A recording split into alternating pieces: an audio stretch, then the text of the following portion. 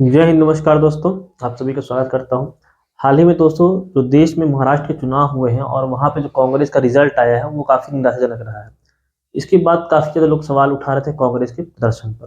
तो आज के इस वीडियो में हम लोग बात करने वाले हैं कांग्रेस की स्थापना और कांग्रेस की स्थापना के बाद जो उसके अधिवेशन हुए हैं कम्प्लीटली उसके संबंध में जो भी एग्जाम में प्रश्न आते हैं सारी चीजों को इस वीडियो में कवर करने वाले हैं।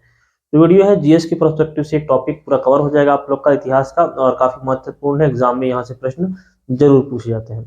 तो चलिए दोस्तों वीडियो में बात करता हूँ मैं कांग्रेस की स्थापना से संबंधित जो प्रमुख तथ्य हैं उनके बारे में, और आज हम लोग पढ़ने वाले हैं भारतीय राष्ट्रीय कांग्रेस। ठीक है, तो शुरुआत कहाँ से होती है दोस्तों? देश में जो इसकी स्थापना है कांग्रेस की वो शुरुआत होती है कि 1884 में, ठीक है, एक भारतीय राष्ट्रीय संघ बनाया जाता है। किसके द्वारा बनाया जाता है? ए ओ ह्यूम के द्वारा। ठीक है, ए ओ ह्यूम,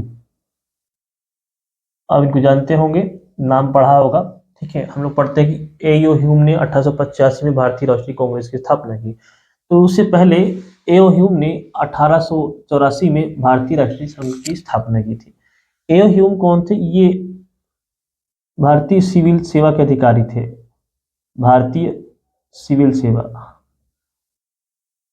जो आज के समय में हम लोग कह सकते हैं आईएएस ऑफिसर थे। ठीक है, और ये भारतीय सिविल सेवा से 1882 में ही क्या हुए थे? सेवानिवृत्त हुए थे, मतलब कि रिटायर हुए थे। मतलब कि एक रिटायर्ड आईएएस ऑफिसर या आईसीएस ऑफिसर हम लोग कह सकते हैं, उसके द्वारा 1884 में भारत में भारतीय राष्ट्रीय संघ की स्थापना होती है। ठीक है, और ये अनाउंस करते हैं कि इसका जो प्रथम सम्मेलन है वो 1885 में महाराष्ट्र के पुणे में किया जाएगा। लेकिन जब 1885 के समय आता है और पुणे में उस समय प्लेग फैल जाता है। प्लेग एक बीमारी होती है, चूहों से होती है, तो पुणे में प्लेग फैल जाता है। तो इसका जो सम्मेलन होता है उसको बम्बई स्थानांतरित कर दिया जाता है, मतलब कि मुंबई। ठीक है, तो 28 से 31 दिसंबर के मध्य बम्बई में एक जगह है जिसका नाम है ग्वालियर टैंक। वहां पर गोकुलदास तेजपाल संस्कृत महाविद्यालय में इसकी प्रथम बैठक होती है। किसकी? भारतीय राष्ट्रीय संघ की।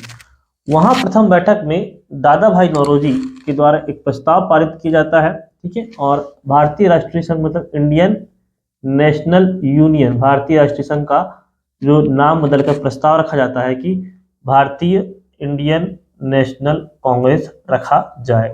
ठीक है, तो कहने का मतलब ये है कि 1885 में दादा भाई नौरोजी के प्रस्ताव पर INU मतलब भारतीय राष्ट्रीय जो संघ था उसका नाम इंडियन नेशनल कांग्रेस रख दिया जाता है।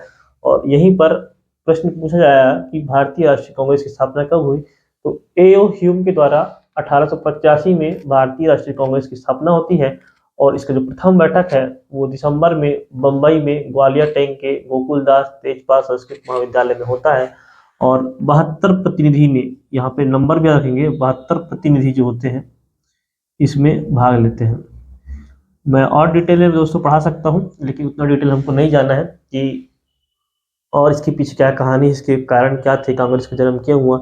एक सेफ्टी वॉल का कॉन्सेप्ट आता है जिसको लाला लाजपत राय ने दिया था कि जो कांग्रेस की संस्था को अंग्रेजों ने बनाया था ताकि जो विद्रोह हो, जो भारतीयों के मन में जो आक्रोश हो, वो सभी एक मंच के माध्यम, उनको एक मंच मिले और मंच के माध्यम से इंग्लिश जो गवर्नमेंट है, अंग्रेज उनके पास तक पहुंचे। ठीक है, तो एक सेफ्टी वॉल का कॉन्सेप्ट था लाला लाजपत राय का, उसको कांग्रेस के संबंध में काफी ज्यादा पूछा जाता है। ठीक है, तो इसके जो प्रथम अध्यक्ष थे उनका नाम पूछा जाएगा आपको, व्योमेश चंद्र बनर्जी या WC बनर्जी, ये भी आपको नाम मिल जाएगा इनका। ये बहुत बार एग्जाम में पूछा गया, अनगिनत बार एग्जाम में पूछा गया कि भारतीय राष्ट्रीय कांग्रेस के प्रथम अध्यक्ष कौन थे। ठीक है, अब जब ये कांग्रेस बनती है तो उस समय सबसे इंपॉर्टेंट ये नाम पूछा जाता है कि भारत के जो वायसराय थे वो उस समय लॉर्ड डफरिन थे। यहाँ पे दो नाम आप लोग को और देखने के मिल जाएंगे कि इसी समय पर जो ब्रिटेन के PM थे वो गैल्डस्टन थे, और जहां पर ये जो सम्मेलन था वो हो रहा था बंबई में हो रहा था, तो वहां के गवर्नर लॉर्ड रे थे। ठीक है, ये तीन नाम चाहे तो आप, ये एक्स्ट्रा नाम है, इनको याद रखते हैं, लेकिन ये नाम आपको याद रखना ही पड़ेगा। यहाँ से क्या प्रश्न पूछा जाएगा कि राष्ट्रीय कांग्रेस की स्थापना किसने की? A.O. ह्यूम ने की। सम्मेलन कहाँ हुआ था? बंबई के ग्वालियर टैंक में हुआ था। ये पहले कहाँ प्रस्तावित था? पूना में प्रस्तावित था। अध्यक्ष कौन है? WC बनर्जी है, और वायसराय यहाँ पर लॉर्ड डफरिन थे। इतना इंपॉर्टेंट है। अब उसके बाद डिसाइड हुआ कि हर साल दिसंबर के माह में कांग्रेस क्या कहते हैं अपने अधिवेशन रखती थी, और बीच बीच में कुछ विशेष ऐसे कुछ मौके आ जाते थे, तो विशेष अधिवेशन की भी वहां पे व्यवस्था की गई थी। तो उसके 1886 में दिसंबर में द्वितीय अधिवेशन होता है कलकत्ता में। ठीक है, तो कलकत्ता में अध्यक्ष कौन थे? दादा भाई नौरोजी ही अध्यक्ष थे, कांग्रेस के अध्यक्ष बनाए गए थे। और एक पार्टी थी इंडियन इंडियन एसोसिएशन, ठीक है, इंडियन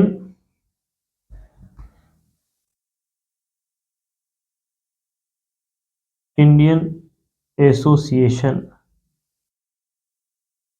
इसका भी कांग्रेस में विलय कर दिया। कांग्रेस से पहले की पार्टी है इंडियन एसोसिएशन, इसका भी कांग्रेस में विलय कर दिया जाता है। और द्वितीय अधिवेशन में खुद जो है लॉर्ड डफरिन यहाँ आता है, और बाद में यहाँ पे भोजन उद्यान पार्टी बोलते हैं, गार्डन उद्यान पार्टी में शामिल होता है, और सभी लोग यहाँ पे भोज करते हैं, ठीक है। कौन? लॉर्ड डफरिन द्वितीय जो अधिवेशन होता है वहां पे शामिल होता है। कलकत्ता में द्वितीय अधिवेशन। तृतीय अधिवेशन क्या होता है? महाराष्ट्र में होता है, बदरुद्दीन तैयब जी, ठीक है। तो ये दादा भाई नौरोजी थे, वो प्रथम पारसी अध्यक्ष हो जाएंगे। कैसे अध्यक्ष हो जाएंगे? प्रथम पारसी थे, ठीक है, ये तो पारसी अध्यक्ष हो गए। कांग्रेस के प्रथम मुस्लिम अध्यक्ष ये हैं बदरुद्दीन तैयब जी। कौन है? प्रथम मुस्लिम अध्यक्ष, प्रथम मुस्लिम। और एक और नाम है चतुर्थ इलाहाबाद, 1888 में इलाहाबाद में जॉर्ज यूले, ये थे प्रथम अंग्रेज। क्या हो जाएगा? प्रथम अंग्रेज, प्रथम अंग्रेज अध्यक्ष थे। तो आप लोग को नाम याद हो गया होगा। द्वितीय कहाँ होता है? कलकत्ता में दादा भाई नौरोजी रहते हैं। तृतीय मद्रास में बदरुद्दीन तैयब जी, और चतुर्थ होते हैं इलाहाबाद में जॉर्ज यूले। अगर हम भारत की नक्शा की बात करें हम लोग ऐसे करके, तो ये प्रथम अध्यक्ष यहाँ होता है, ठीक है, बंबई में होता है। द्वितीय वाला कलकत्ता में होता है यहाँ पर, ठीक है। थर्ड कहाँ होता है? मद्रास में होता है, ठीक है। और चौथा जो होता है वहां पे यूपी के इलाहाबाद में होता है। इस प्रकार से आप मैप भी देख लेंगे तो प्रथम चार आप लोग को याद रखना बहुत जरूरी है। दक्षिण भारत में कांग्रेस के ज्यादा अध्यक्ष हुए क्योंकि अंग्रेज जो थे यहाँ ज्यादा पावरफुल थी स्टार्टिंग में। मुंबई, कलकत्ता, मद्रास, ये सब बड़ी बड़ी प्रेसिडेंसी थी। याद हो गया। अब यहाँ से आप लोग लाइन से देख पा रहे हैं कांग्रेस के जो सम्मेलन हुए हैं, ये सबसे इंपॉर्टेंट जो सम्मेलन थे वो मैंने यहाँ लिख के रखे हैं। और हर सम्मेलन में एक विशेष कार्य हुआ है, ठीक है। ये सम्मेलन आप लोग को पता होने चाहिए, मुंह जुबानी इनके अध्यक्ष और ये जो जगह है उसका नाम आप लोग को याद होना चाहिए। चलिए शॉर्ट में देखते हैं। 1800 मैंने खाता बता दिया, 88 तक मैंने बता दिया है। उसके बाद है 1896 कलकत्ता में अधिवेशन होता है, और उसके अध्यक्ष होते हैं रहमतुल्लाह समानी, ठीक है। तो यहाँ पे क्या खास होता था उसको मैं लिख देता हूँ। यहाँ पे वंदे मातरम गीत जो है पहली बार गाया गया था। कौन सा गीत था? वंदे मातरम। वंदे मातरम जो गीत है बंकिम चंद्र चट्टोपाध्याय या चटर्जी के बुक है आनंद मठ, वहां से लिया गया है। और 1896 के कलकत्ता अधिवेशन रहमतुल्लाह सयानी जो अध्यक्ष थे वहां पर वंदे मातरम गीत गाया गया था। 1905 का अधिवेशन क्यों महत्वपूर्ण है? गोपाल कृष्ण गोखले अध्यक्ष थे। ये बंगाल विभाजन के कारण ये एक बार एग्जाम में पूछा गया है कि बंगाल विभाजन के समय भारतीय राष्ट्रीय कांग्रेस के अध्यक्ष कौन थे? गोपाल कृष्ण गोखले। और कलकत्ता का विभाजन हुआ था, लेकिन जो ये था वो बनारस में अधिवेशन हुआ था। बनारस मतलब कि यूपी में। 1906 ये होता है कलकत्ता में, और दादा भाई नौरोजी इसके अध्यक्ष होते हैं। तो ये महत्वपूर्ण क्यों था कि जब यहाँ पर प्रथम बार स्वराज शब्द का इस्तेमाल किया गया था। स्वराज, इस शब्द का इस्तेमाल किया था। स्वराज मतलब हमको स्वतंत्रता या स्वराज चाहिए, खुद का राज हमको चाहिए। भारतीयों के ऊपर भारतीयों का ही राज होना चाहिए। 1907 सूरत का अधिवेशन, राज बिहारी बोस, बहुत ही ज्यादा इंपॉर्टेंट, ये बहुत बार एग्जाम में पूछा गया है। यहाँ पे कांग्रेस बट जाती है नरम दल और गरम दल में।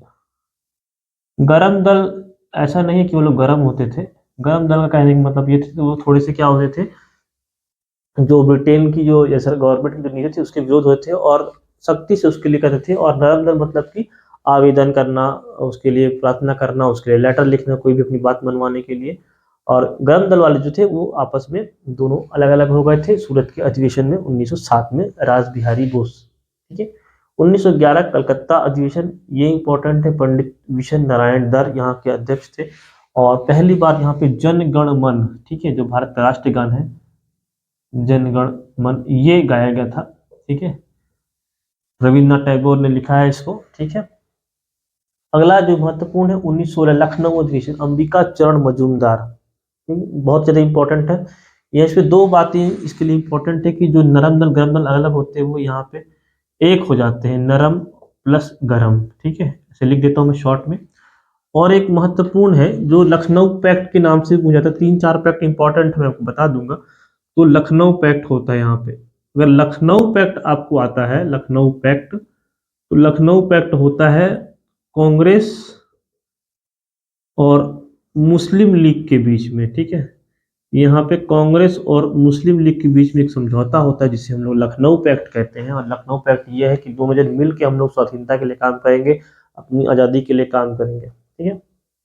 1917 का कलकत्ता अधिवेशन बहुत इंपॉर्टेंट है, यहाँ पे नाम सभी लोग याद रखते हैं। 1917 में एनी बेसेंट ने अध्यक्षता की थी, यह प्रथम महिला अध्यक्ष थी इंडियन नेशनल कांग्रेस की। लेकिन ये कहाँ हुआ था, तो कलकत्ता में अधिवेशन हुआ था प्रथम। ये विदेशी महिला अध्यक्ष भी है और प्रथम महिला अध्यक्ष भी यही हो, ठीक है। तो इंपॉर्टेंट है, ये प्रथम महिला है, प्रथम महिला अध्यक्ष, है ना।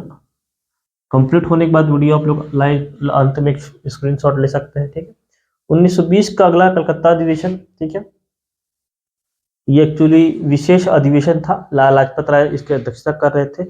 1920 का विशेष अधिवेशन कलकत्ता में बुलाया गया था। क्यों बुलाया गया था? क्योंकि असहयोग आंदोलन यहाँ पे स्टार्ट हो चुका था, ठीक है, और उसको अनुमति देने के लिए यह बुलाया गया था, असहयोग आंदोलन।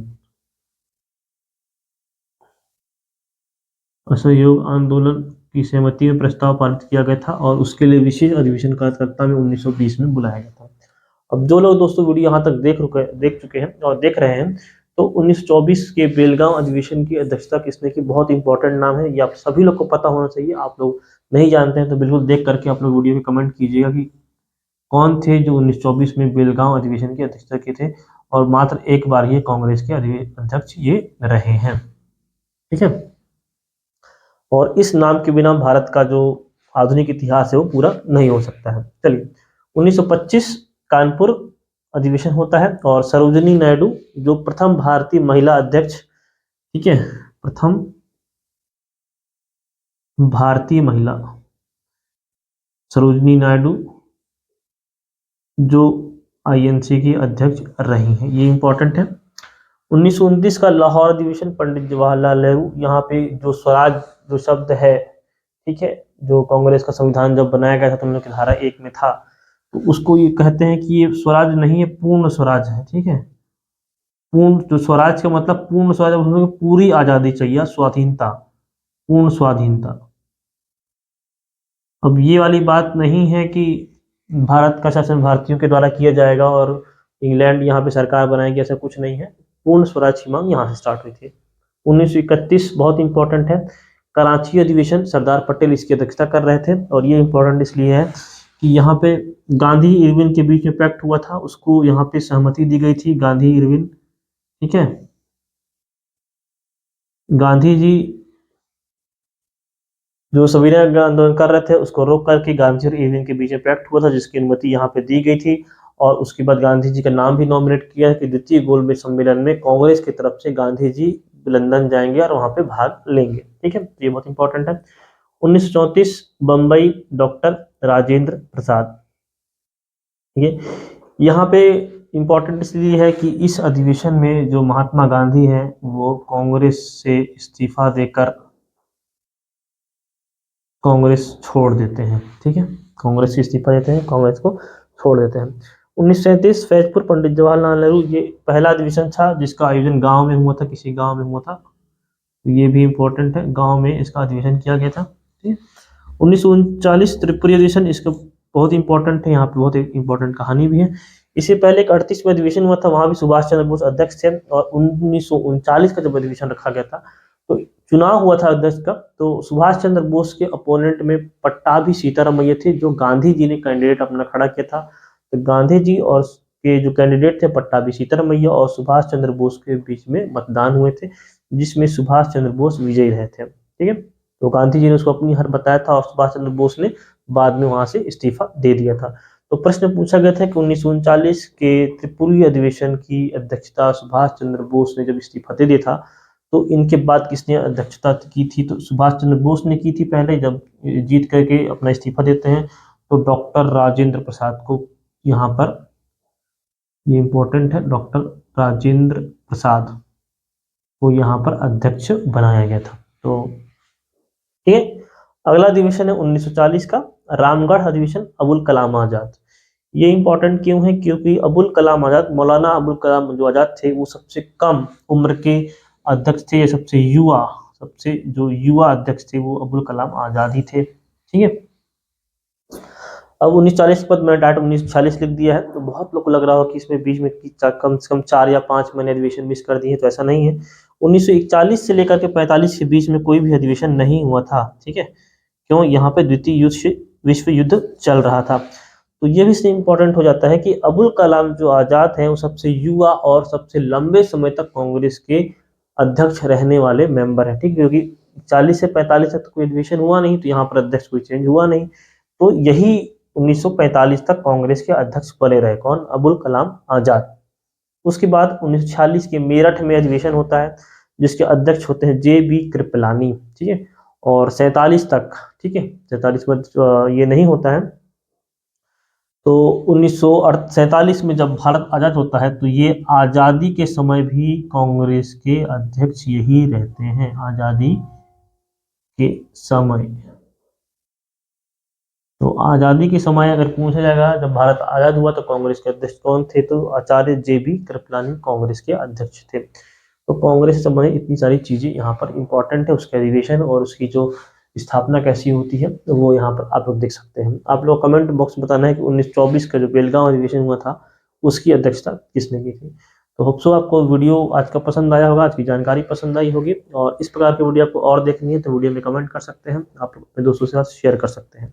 आने वाले जितने भी एग्जाम हैं सभी के लिए जीएस के पर्सपेक्टिव से बहुत ज़्यादा महत्वपूर्ण वीडियो था। तो मिलता हूँ आपसे अगले वीडियो में, तब तक धन्यवाद। जय हिंद। और आप सभी लोग यहाँ पे स्क्रीनशॉट इसका ले सकते हैं।